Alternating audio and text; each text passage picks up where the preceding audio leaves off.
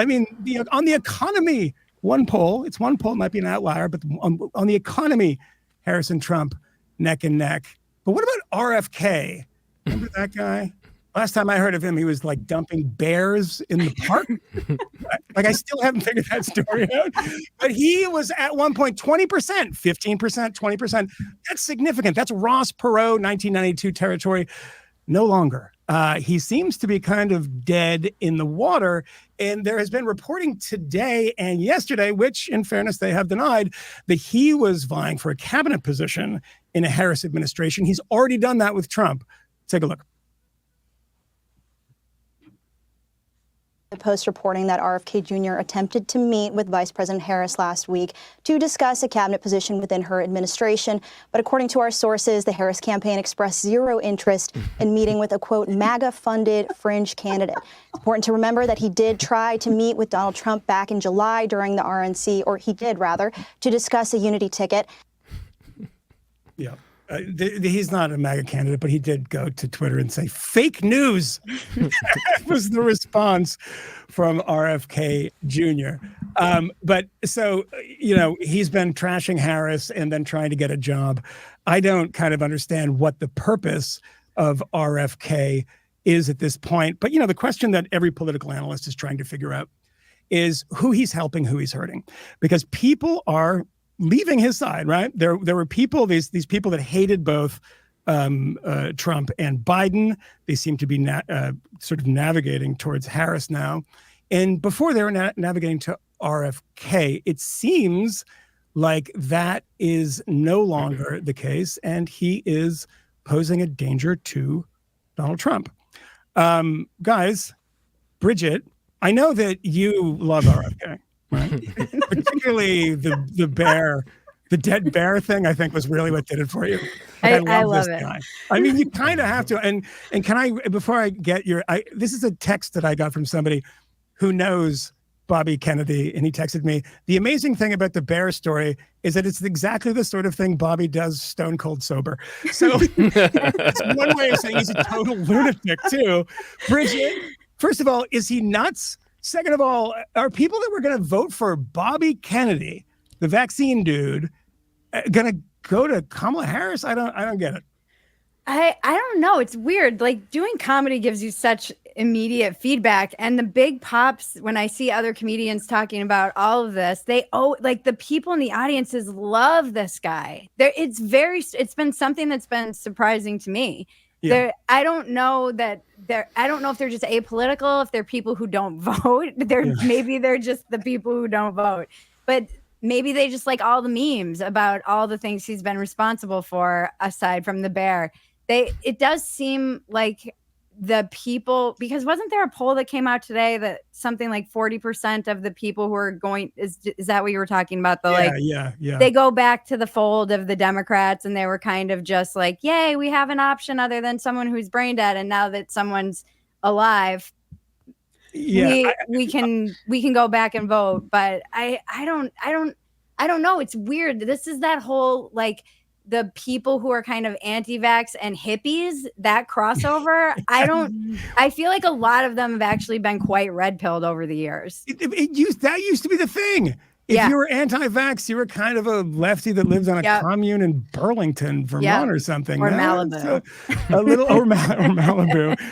The poll that Bridget's talking about, I don't want you to click away from the stream, because if you do, you too are a communist, so don't do it. But when you're done, it's Harry Enton over at CNN, who's a brilliant guy and a lovely guy too, really breaking it down. And it should scare the ever-loving shit out of Trump people. Peter, RFK, I mean, look, I think there was a bit of a Bernie quality to him in the fact that it's like a refreshing, that he doesn't seem tied to a party. Bernie was an independent. He's a democratic socialist. He says whatever the hell he wants, and he gets like stomped out by the DNC.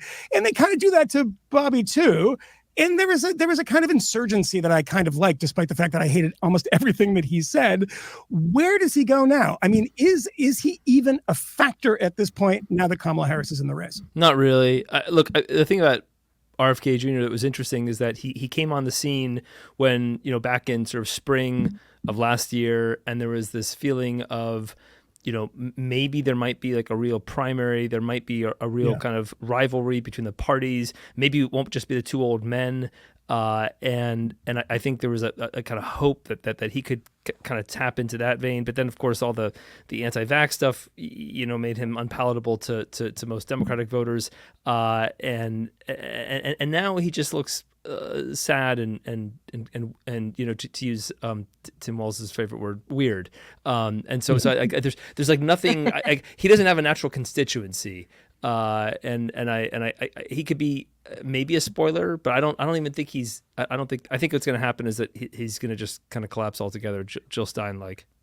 Peter, I just have to say, I got to follow up on one thing. American politics is so broken when you say that Bobby Kennedy Jr., who is 70 years old, will change the paradigm of the two old men in the race. Oh, totally. Yes. Lord. I mean, he's jacked and he looks amazing, I got to say. Yeah. No, he looks good. Yeah. Batya, did you like Bobby Kennedy? It seemed like RFK Jr. would be, pushing a few of your buttons in a certain place. I mean, what do you think that? Let's pretend that Peter's right, that he's actually not going to make a significant impact in this race. I mean, he's not even allowed on the ballot in New York because of some shenanigans about what his true address was. So he's not going to be on the ballot certain places. What kind of effect do you think he had on the race? And do you think it was ultimately a good effect? And what happens to those people who are really, really enchanted by RFK Jr. and said, God, there's somebody for me now? And it doesn't seem like that's kind of the case now. I think he had zero impact because he's a fundamentally unserious person. Yeah. Like Vivek Ramaswamy, I felt a little bit like these are people who ran for president because they wanted to tweet photos of themselves without a shirt on to 60 million people. I understand it. I've done it and the fact that somebody whose last name is Kennedy. I know Bridget actually has done it before. So. But